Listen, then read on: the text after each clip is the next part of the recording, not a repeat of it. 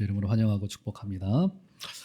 네, 우리 이제 오랫동안 멈추었던 마태복음 강해로 이제 다시 되돌아가서 좀 달려가 보도록 하겠습니다. 벌써 한 달 반 됐기 때문에 좀 아득하죠. 한 달 반 전에 이제 마태복음 강해 마지막 했었는데, 자, 마태복음 저희는 이제 산상수훈을 좀 살피는 가운데 있습니다. 5장, 6장, 7장은 산상수훈이고요. 마태복음 5장은 팔복으로 시작되죠. 마태복음 5장 전체를 요약을 하자면 구약의 율법이 결국 지향하는 바는 바로 그리스도를 지향하고 있었고, 그리스도는 사랑으로 가장 잘 이제 나타나여지더라라고 하는 겁니다. 6장으로 와서는 그러면 이 사랑을 도대체 어떻게 실천할 수 있을 것인가? 그것이 이제 6장의 주제예요. 그래서 여기 세 가지의 소재와 한 가지의 경고로 구성되어져 있죠. 가장 그때 당시에 사람들이 경건한 유대인이라면 누구나 다 실천을 하고 있었던 구제기도 금식을 통하여서 어떻게 사랑을 제대로 실천할 것인가. 그러니까 구제, 기도, 금식을 가르치기 위함인 것도 있었지만, 구제, 기도, 금식이라고 했던 그때 성행하던 이 경건 훈련의 전통을 어떻게 바르게 시행하고 어떻게 이웃을 위하여 시행할 것인가. 이것이 이제 주된 주님의 6장의 가르침의 목적이었다, 이렇게 볼 수 있겠습니다. 그래서 구제, 기도, 금식, 저희는 구제, 기도까지 이제 살폈고, 이제 오늘은 이 금식에 관해서 여러분들하고 나눌 테고, 다음 주에는 한 가지의 경고가 등장하죠. 바로 물질에 대한 주님의 긴 경고의 말씀인데, 이제 뭐 다음 주에 뭐 살피겠지만, 굉장히 우리 주님은 이 물질에 대해서는 단호하고 분명한 주님의 입장이 있어요. 뭐 주님의 입장이라기보다는 이건 진리라고 볼 수 있겠죠. 주님은 굉장히 이것에 대해서 아주 분명한 경고를 내리는 것에서 결국 제자도를 걸어가기 위하여서 누구든 이 물질에 관한 선을 넘지 않으면 우리는 결국 깊은 제자도로 들어갈 수 없겠다는 주님의 그 심정이 느껴질 정도란 말이죠. 그 이야기는 다음 주에 하기로 하시고, 이제 오늘은 구제기도 금식이라고 하는 세 가지 소재 중에서 마지막 소재인 이 금식이라고 하는 이 주제를 오늘 여러분들과 한번 살펴보았으면 좋겠습니다. 사랑의 실천을 어떻게 할 것인가. 그 중에서도 그때 당시에 가장 성행했던 경건의 전통 중에 하나였던 이 금식을 오늘 좀 살펴보도록 하겠습니다. 이 금식은 앞선 주제였던 이 기도와 어쨌든 긴밀하게 연결되어질 수밖에 없겠죠. 금식을 하던 중에 그저 우리가 배고픔 있는 것만이 아니라 기도하면서 이제 이 금식을 주로 이제 행한다는 것을 우리가 볼 수 있을 것 같아요. 그래서 기도만큼이나 사실은 금식은 굉장히 중요하고 굉장히 사실은 우리에게 유익을 주는 경건 훈련인데, 그런데 이것만큼 상당히 왜곡되고 남용되고 이제 오용되어져 온 것이 이제 없을 정도로, 그래서인지 이 시대 이제 더 이상 많은 사람들이 뭡니까? 이제 거의 대부분의 사람들은 이제 거의 금식하지 않습니다. 거의 금식이라고 하는 전통이 우리 한국 교회에서도 이제 사실 많이 사라진 것이 굉장히 좀 아쉽다, 이런 생각을 하게 됩니다. 거의 주목받고 있지 못한 주제이고요.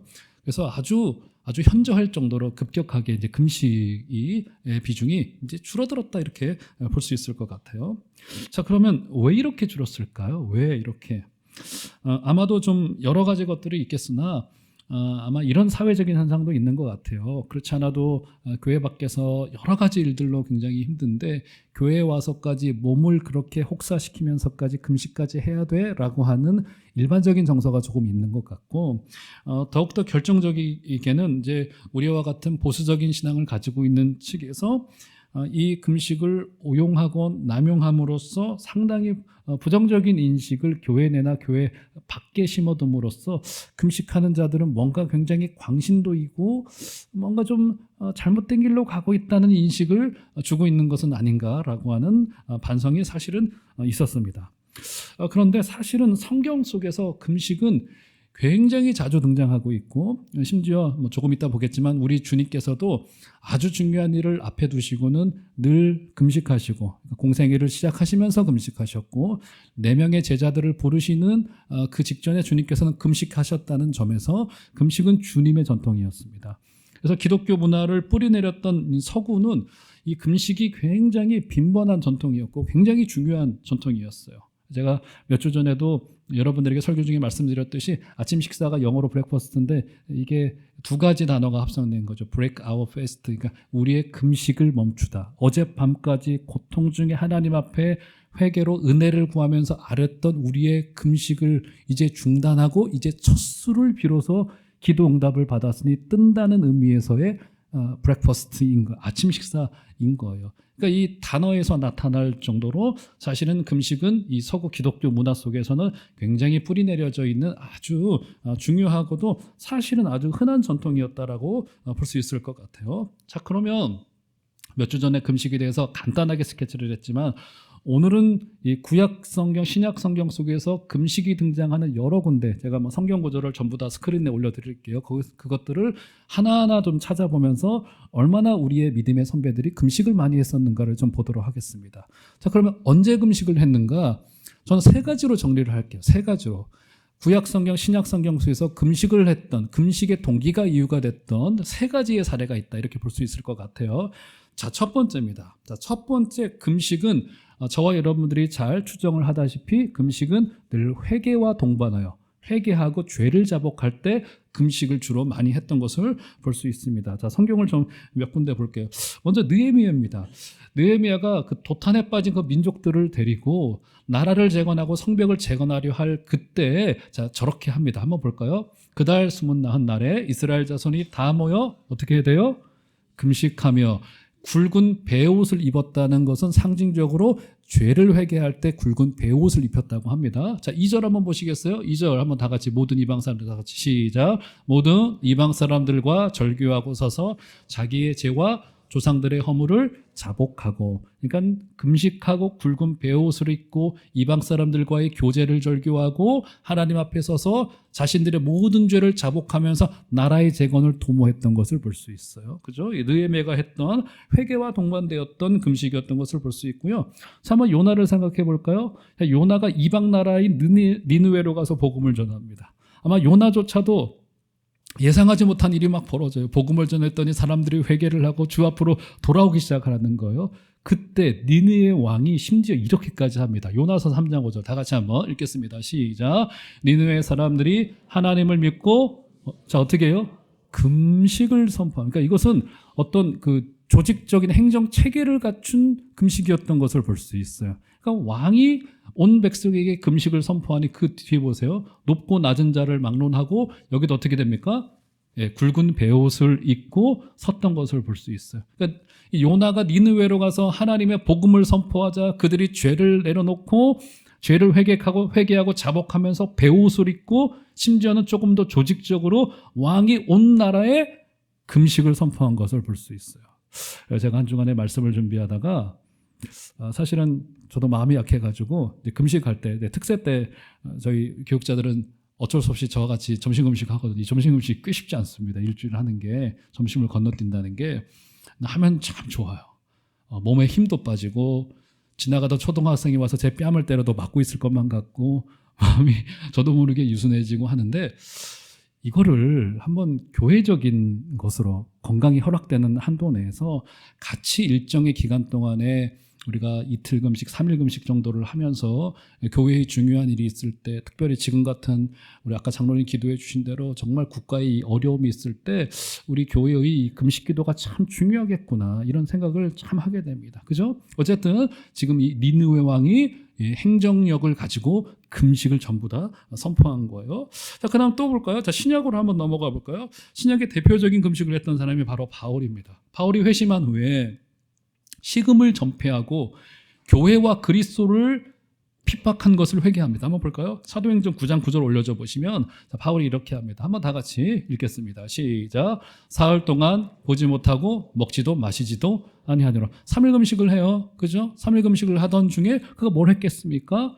보지도 못하고 먹지도 마시지도 않을 정도로 그가 부활하신 예수 그리스도를 만나고 났더니 자기가 지금까지 해왔던 일들이 얼마나 사악한 일이었던지를 깨닫고 먹지도 마시지도 아니하면서 그가 뭘 했겠습니까? 하나님 앞에 자복하고 회개하고 주께로 회개하는 일들을 지금 감당해냈단 말이에요. 이게 지금 바울이 했던 것이죠.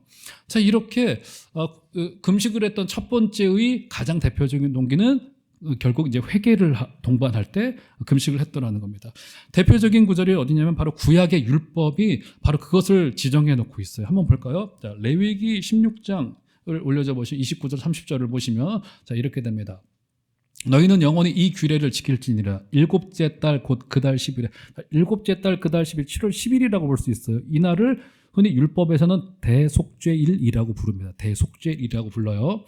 너희는 스스로 괴롭게 하고 아무 일도 하지 말되. 그래서 스스로 괴롭게 하라는 이 표현은 관용적인 표현으로서 금식하라는 말이에요. 스스로 괴롭게 하고 아무 일도 하지 말되 본토인이든지 너희 중에 거류하는 거류민이든지, 그러니까 외국인들까지 전부 다 포함시킨 거예요. 자, 30절 볼까요? 30절 이날에 다 같이 시작. 이날에 너희를 위하여 속죄하여 너희를 정결하게 하리니 너희의 모든 죄에서 너희가 여호와 앞에 정결하리라 라고 하면서 속죄를 위하여 금식을 동반하여 대속죄일에 금식할 것. 1년에 하루는 최소한 온 국민이 전부 다 금식하며 회개할 것을 지금 지정해 놓고 있었던 거예요. 그 날을 흔히 이제 대속죄일이다 이렇게 구약에 지정해 놓은 유일한 이제 율법의 금식의 날이라고 볼 수 있어요. 어쨌든 자, 금식의 동기 첫 번째는 바로 회개할 때 금식했다라는 겁니다. 자, 두 번째입니다. 자, 금식의 두 번째 동기는 뭐냐면 은혜를 구할 때 기도와 종종 동반되게 금식했던 사례들이 성경 속에서는 굉장히 많습니다. 자, 은혜를 구할 때입니다. 은혜를 구할 때. 자, 이것도 성경을 몇 군데 볼게요. 자, 구약에 보면 여호사밧이라고 하는 남유다 왕이 있습니다. 어느 날 이제 모압과 암몬 군대와 전쟁을 치러야 됐었어요. 근데 전쟁을 치르려고 보니까 자신이 가지고 있는 국력으로나 자신들의 능력으로는 두 개 나라의 연합군을 도저히 이길 수가 없는 거예요. 아무리 해도 방법이 나오질 않아요. 그죠? 얼마나 여러분 여호사밧 왕이 얼마나 걱정이 많았고 자기의 등 위에 올라가 있는 백성들을 향한 그 걱정과 근심이 얼마나 많았겠습니까? 그죠? 전쟁은 멀어졌는데 전쟁을 이길 힘은 이거 객관적으로 없고, 그때 여호사밧이 뭐 하는가를 볼까요? 역대하 올려져 보시면 자, 이렇게 말합니다. 여호사밧이 두려워하여 여호와께로 낯을 향하여 간구하고 온 유다 백성에게 어떻게 하라고요? 금식을 공포합니다. 금식을, 이제 우리의 낯을, 우리의 얼굴을 주님을 향하여 돌려들고 온 백성에게 금식을 선포하여 하나님 앞에 은혜를 구하기 시작합니다. 아버지, 우리 나라를 도와주시옵소서. 우리를 불쌍히 여겨주시옵소서. 이 전쟁에서 하나님의 은혜가 필요합니다 라고 한 거예요. 그래서 여러분 개인으로든 우리 공동체로든 급한 일이 생기거나 우리의 힘으로 감당하지 못한 일이 발생했을 때 하나님 앞에 건강이 허락하는 한도 내에서 사실 저 정도 되면 입맛도 없겠죠. 그죠? 여호사밧 정도 저 정도 상황에 몰려 있으면 아마 입맛도 없을 거예요. 오직 하나님의 은혜로만 살겠습니다라고 하는 고백을 가지고 하나님의 은혜를 구하며 나갔단 말이에요. 여러분, 때때로 무시로 많이 건강이 허락하는 데에서 많이 금식하신 은혜가 있기를 주의 이름으로 축원합니다. 그렇단 말이에요. 여러분 혹시 그리고 금식을 하시게 돼서 특별한 기도 제목 있으면 꼭 저에게 개인으로 알려주시면 제가 함께 저도 기도할 테니까 꼭 금식할 일 있으면 알려주시길 바랍니다. 은혜를 구할 때 여호사밧이 기도를 했고요. 또 구약의 대표적인 인물 있죠. 그 유명한 바로 에스더라고 하는 여인이에요. 자, 모르드게와 더불어서 모든 유다인들이 하만의 이 모략에 의하여서 모두 다 죽임당할 그 위기에 있을 때 에스더가 왕 앞에 가야 됩니다. 근데 왕과 약속을 하지 않고 왕 앞에 가면은 에스더조차도, 왕비조차도 죽임당할 수 있었던 국법이 있었던 것 같아요. 그런데 에스더가 어쩔 수 없어요. 이제 본인의 유다인들을 위하여, 동족 유다인들을 위해서 왕 앞에 가야 됩니다. 그때 에스더의 고백을 볼까요? 에스더 4장 16절을 보시면 자, 이 기록이 있어요. 당신은 가서 수산에 있는 유다인을 다 모으고 나를 위하여 금식하되 밤낮 3일을 먹지도 말고 마시지도 마소서.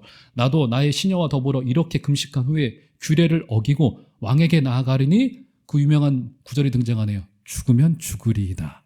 이 고백을 어떻게 합니까? 내가 3일 금식을 선포하고 비록 이방 나라의 규례를 어기면 죽을 수 있지만 이 규례를 어기고 우리 동족을 위하여 내가 하나님의 뜻을 따라서 왕 앞에 나가서 목숨을 구해보겠습니다. 지금 이렇게 된 거예요. 근데 그때 뭘 했다고요? 3일 금식을 하고 하나님의 은혜를 구한 거. 이게 이제 에스더가 했던 일입니다. 자, 그러면 신약으로 한번 넘어가 볼까요? 자, 신약의 대표적인 구절이 바로 예수님께서 공생애를 시작하기 직전에 주님께서 금식하신 것을 보게 됩니다. 자, 마태복음 4장 1, 2절을 보시면 자, 이 기록이 있습니다. 예수께서 성령에게 예수께서 성령에게 이끌려 마귀에게 시험을 받으러 광야로 가사 40일을 밤낮으로 금식하신 후에 줄이신지라. 우리 주님께서 무려 공생애를 시작하시기 전에 40일을 금식하시면서, 저건 함부로 따라 하시면 안 됩니다. 절대로 안 돼요. 4일 정도는 괜찮으실 것 같은데 40일을 주님께서 밤낮으로 금식하신 이후에 마귀에게 유혹을 받으러 광야로 이끌리셨다는 것을 보게 됩니다. 아주 이제 공생애를 시작하시기 직전에. 그리고 그 뒤를 보시면 주님께서 4명의 제자를 부르시는 장면도 있어요.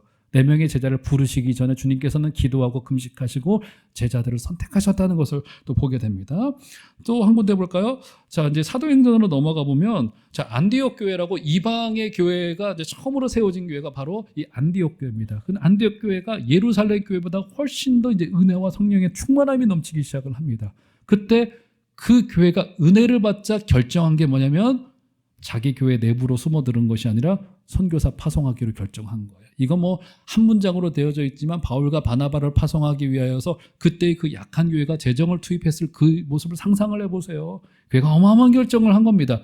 그때 볼까요? 14장 보시면 각 교회에서 장로들을 택하여 금식 기도하며 그들이 믿는 주께 그들을 위탁하고, 특별히 금식할 사람들, 우리 장로님들을 뽑아다 당신들 금식하세요 이렇게 낸 거예요. 아유, 이게 어떻게 됐어요? 장로님 어디 큰일 났네요. 이거 중요한 일이 있을 때 지도자들이 먼저 금식하고 회개하자 이렇게 된 거예요. 그리고는 볼까요? 그 뒤로 그래서 나중에 사도행전 13장 1, 2, 3절도 보면은 교회가 세워질 때도 금식하게, 안디옥 교회가 세워지게 될 때도 금식하게 된 것을 보게 됩니다. 이렇게 특별한 기도를 필요로 하고 특별한 은혜를 구할 때 교회는 금식한 거예요. 그렇죠? 금식하게 된 겁니다. 이게 바로 두 번째. 첫 번째 죄를 자복할 때, 두 번째 은혜를 구할 때 교회가 금식하였다라는 겁니다. 자, 여기까지는 이제 알 것 같아요. 그렇지. 금식은 회개와 동반되고, 그렇지. 은혜를 구할 때, 특별히 하나님의 도움을 구할 때 금식하는 게 맞죠. 근데 사실 한 가지가 더 있습니다. 세 번째, 금식의 세 번째 동기는 뭐냐면 구제를 위하여, 나눔을 위하여서 금식했던 것을 보게 됩니다. 대표적인 우리 구약의 구절이 이사야서 58장 6절인데요. 이것은 여러분들 굉장히 중요한 구절이에요. 한번 다 같이 한번 읽어볼까요? 읽겠습니다. 시작. 내가 기뻐하는 금식은 흉악의 결박을 풀어주며 멍에의 줄을 끌어주며 압제당하는 자를 자유하게 하며 모든 멍에를 꺾는 것이 아니겠느냐. 주님이 원하시는 금식이 뭐라고 말합니까? 밥을 굶는 것도 맞고 유대인의 전통을 지켜가는 것도 맞아요. 그런데 진정한 금식은 뭐냐면 결박을 풀어주며 압제당한 자를에게 자유를 주고 모든 멍에를 꺾는 것이 아니겠느냐라고 하면서 약한 자를 실제적으로 교회가 함께하고 도와주고 하는 것이 금식에 담겨져 있는 굉장히 중요한 정신이라는 사실을 일깨워주고 있는 거예요. 물론 저 말을 할 때 이사야서에 그 정황들이 있나만 그것을 다 설명하기는 어려워요. 그러니까 금식이라고 하는 전통, 종교라고 하는 전통을 잘 지켜내고 있으면서 하나님을 향하지 못하고 압제당하고 가난한 자를 향하지 못했던 그때 당시의 종교를 바라보면서 이사야가 일갈하고 있는 거예요. 진정한 금식이 뭐냐? 진정한 신앙이라는 게 뭐냐? 압제당하는 자를 구해내는 거, 구제하는 것이 아니겠느냐. 그래서 금식의 굉장히 중요한 세 번째 동기는 뭐냐면 우리가 금식하여서 우리가 모은 한 끼의 값을 구제를 위하여, 선교를 위하여, 이웃을 위하여, 아픈 자를 위하여 나누는 거예요. 그래서 우리 이번 이제 또 좀 있으면 우리 고난 주간이 다가오는데 고난 주간 때는 조금 더 제가 이제 대대적으로 금식에 대한 홍보를 하려고 합니다. 저와 우리 교육자님들 어쩔 수 없이 저 때문에 일주일 점심 금식하면서 배굶곤 하는데 저는 어차피 설교 준비해야 되니까 가난한 마음이라도 가져야 되겠다 해서 점심 금식을 하는데 저 따라서 같이 금식을 하는데 그래서 한 끼에 한 5,000원 정도 해서 들여진 금액을 우리가 사회로 흘려보내고 지역사회로 흘려보내고 교회 내의 구제로 흘려보내고 특별히 선교로 흘려보내는 굉장히 중요한 동기더라는 겁니다. 그래서 세 번째 중요한 금식의 동기는 고의적으로 금식하여서 그것을 선교와 구제를 위하여 쓰자라고 하는 것이죠. 그래서 이 세 가지 것입니다. 자, 오늘 본문도 그래서 마찬가지예요. 우리 주님께서 이 금식을 이제 구제나 기도와 마찬가지로 신앙생활에서 아주 당연한 것으로 여기셨어요. 그래서 너희들 금식해라 이렇게 말씀하시지 않고 오늘 본문이 어떻게 시작됩니까? 너희가 금식할 때라고 말씀하시면서 금식을 아주 당연한 것으로 전제하시면서 오늘 말씀이 시작된다는 점에 주목되어져야 됩니다. 그러니까 금식을 하시오 명령하신 것이 아니라 금식은 너무 당연한 전통이라는 듯이 주님께서 말씀하셨기 때문에 금식은 우리 기독교에서는 빼놓을 수 없는 굉장히 중요한 전통이다 이렇게 볼 수 있는 거예요. 사랑하는 종암제일교회 성도 여러분, 많이 금식하시고 우리 마음을 다하여 우리 때로는 건강이 허락되는 한도 내에서 금식하게 되신 은혜가 있기를 주의 이름으로 축원드립니다. 자, 그래서 오늘 본문으로 한번 되돌아가 보시죠. 자, 바로 그 좀 배경을 가지시고 오늘 본문을 보시면 근데 우리 주님께서는 16절에 말씀을 굉장히 좀 다른 방향으로 전환시키세요. 한번 볼까요? 16절 보시면 금식할 때 너희는 외식하는 자들과 같이 슬픈 기색을 보이지 말라. 그들은 금식하는 것을 사람에게 보이려고 얼굴을 흉하게 하느니라. 내가 진실로 너희에게 이르노니 그들은 자기 상을 이미 받았느니라. 일단 말씀을 중간에 보시면 슬픈 기색을 띠고 얼굴을 흉하게 했다라고 하는 말은 문자적으로는 얼굴을 안 보이게 했다라는 뜻을 가지고 있습니다. 슬픈 기색을 띠고 얼굴을 흉하게 했다는 거 있죠. 얼굴을 흉하게 했다는 것은 얼굴을 뭔가를 덮어서 안 보이게 했다는 거예요. 이것은 그때 당시에 또 다른 전통이었던 금식할 때 얼굴에 젤을 발랐습니다. 이렇게 젤을 발라서 금식하는 사람임을 알렸어요. 이 금식의 일종의 전통이었어요. 그것을 연상시키는 표현인 겁니다. 이것은 그러니까 지금 이 뭡니까? 일부러 얼굴을 초췌하게 해서 금식하는 것을 때로는 알리기도 했었어요. 여기는 중요한 이유와 또 전통이 있었을 거예요. 그럼에도 불구하고 우리 주님께서는 그것을 지적시키시면서 지금 16절, 17절, 18절까지도 마찬가지인데 여기서 핵심은 뭐냐면 결국 사람에게 보이기 위하여로 압축될 수 있어요. 사람에게 보이기 위해서. 그죠? 사람에게 보이기 위하여 금식하지 말라라고 이야기를 했습니다. 그럼 금식이 어떤 것이었다고요? 죄를 회개하고 하나님께 은혜를 구하고 그죠? 때로는 이웃을 향한 나눔을 위하여서 우리를 희생시켜가면서 하나님 앞에 음식을 구하지 않고 하나님의 은혜를 구했던 거예요. 그래서 가만히 되돌아보면요. 이스라엘 백성들의 40년의 광야 생활은요. 일종의 거대한 기간의 거대한 금식이었다고 볼 수 있어요. 맞죠? 그들에게 내려진 그들이 애굽에서 의지하던 음식은 끊겼고 이제 오직 하나님으로부터 오는 만나만을 그들이 기다리고 있어야 됩니다. 하나님으로부터는 오는 은혜만을 기다리고 있어야 돼요. 그들은 자신들이 일한 것 없이 주는 양식을 먹었습니다. 하나님이 주시는 것으로만 힘의 원천을 삼을 수밖에 없었어요. 그들은 그렇게 내몰렸습니다. 그들은 금식의 자리로 내몰린 거예요, 사실은. 그죠? 여러분, 하나님이 광야에서 주셨던 만나는 무엇을 상징합니까? 신약으로 넘어와서 뭘 상징해요? 요한복음이 분명히 이야기를 하고 있잖아요. 하늘에서 내렸던 그 만나는 우리들의 영원한 떡이 되시는, 그래서 예수님께서 자신을 뭐라고 말씀하셨습니까? 생명이 무엇이라고요? 생명의 떡이라 요한복음 6장에서 말씀하시잖아요. 그죠? 우리 주님께서는 지금 그것을 가르치고 싶으셨던 거예요. 우리가 먹고 구원받아야 할 양식이 되신 그리스도를 상징했단 말이에요. 예수님께서는 자신을 생명의 떡이라고 하시면서 자신을 먹지 않으면 영생이 없다라고까지 말씀하셨단 말이에요. 이것이 금식에 담겨진 핵심적인 영성이에요. 간절한 기도의 제목을 붙잡고 분주한 일상을 뒤로 하고 우리는 기도의 자리로 나아갈 때 오직 이 일은 주님으로만 가능합니다. 이 고백이 담겨진 거예요.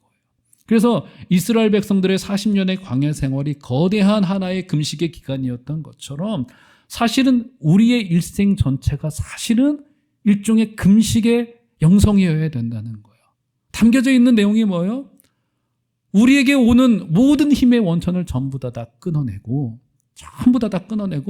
오직 그리스도로만 배부르겠나이다 라고 하는 신앙의 고백으로 우리 주님 앞으로 날마다 나가게 되는 거란 말이에요. 우리를 지키시는 분은 오직 하나님뿐입니다 라고 하는 그 고백을 가지고 나가게 되는 거란 말이에요. 한번 보세요. 자, 마지막 한번 말씀의 결론으로 가볼까요? 자, 17절과 18절을 가보시면 자, 이 기록 있습니다. 6장 17절 18절. 너는 금식할 때 머리에 기름을 바르고 얼굴을 씻으라. 자, 18절 굉장히 중요하죠. 다 같이 한번 읽겠습니다. 시작. 이는 금식하는 자로 사람에게 보이지 않고 오직 은밀한 중에 계신 내 아버지께 보이게 하려 함이라. 은밀한 중에 보시는 내 아버지께서 갚으시리라. 여기 두 종류의 관객을 대비시키고 있죠. 사람일 것이냐 하나님일 것이냐. 여기서 사람에게 보이다라고 하는 것에 쓰여져 있는 이 보이다라고 하는 말은 일종의 연극을 이렇게 하다라고 하는 뜻을 가지고 있습니다. 그러니까 여기서 지금 계속 말하고 있는 바는 우리 관객이 누구냐는 거예요. 사람들이냐 하나님이냐라고 하는 결정하라는 겁니다. 우리 관객이 누구인지 하나님인지 사람인지 결정하자는 겁니다. 그죠? 그러니까 여기서 금식에 담겨져 있는 굉장히 중요한 핵심적인 영성은 금식은 그 금식을 통하여 하나님을 배우는 경건 훈련이에요. 이게 굉장히 중요해요. 하나님을 배우는 경건 훈련. 결국 금식은 하나님과 우리 사이의 사귐의 문제입니다. 우리의 풍요와 소비를 끊고 세상의 물질에 우리가 살아갈 힘이 있지 않다는 신앙 고백을 하고 다음 주에 등장하게 될 겁니다. 물질에 대한 탐욕과 물질에 대한 염려를 주님은 같은 뿌리로 둡니다. 물질에 대한 염려는 동정받을 감정이 아니에요. 일종의 불신의 문제입니다. 탐욕과 똑같은 수준으로. 그러니까 주님의 말씀이 다음 주에 너무 충격적이에요. 제가 어떻게 설교해야 될지 모르겠어요. 너무 직접적이고 너무 우리 폐부를 찌릅니다. 세상의 것에 우리의 것이 있지 않고 오직 하나님으로부터 오는 것을 내가 살겠나이다 라고 하는 고백이 바로 금식에 담겨진 거대한 영성이기 때문에 사실 우리의 인생 전체가 금식의 기간이라고도 볼 수 있을 것 같아요. 그래서 금식은 어떤 의미에서 우리 온 인생의 고백이고 훈련이 되어져야 합니다. 오늘 내가 기름진 음식을 먹을 수 있다 하더라도 수억의 돈을 만지며 풍요를 누린다 하더라도 그것 때문에 안전할 수 있다는 착각을 내려놓고 오직 주님으로부터 오는 그 힘으로만 하늘로부터 오는 만나로만 내가 살겠고 생명의 떡을 내가 날마다 먹음으로 당신의 은혜 앞으로 날마다 나가겠습니다 라고 하는 고백으로 이번 한 주를 살아내시는 복된 여러분들 되시기를 주의 이름으로 축원합니다.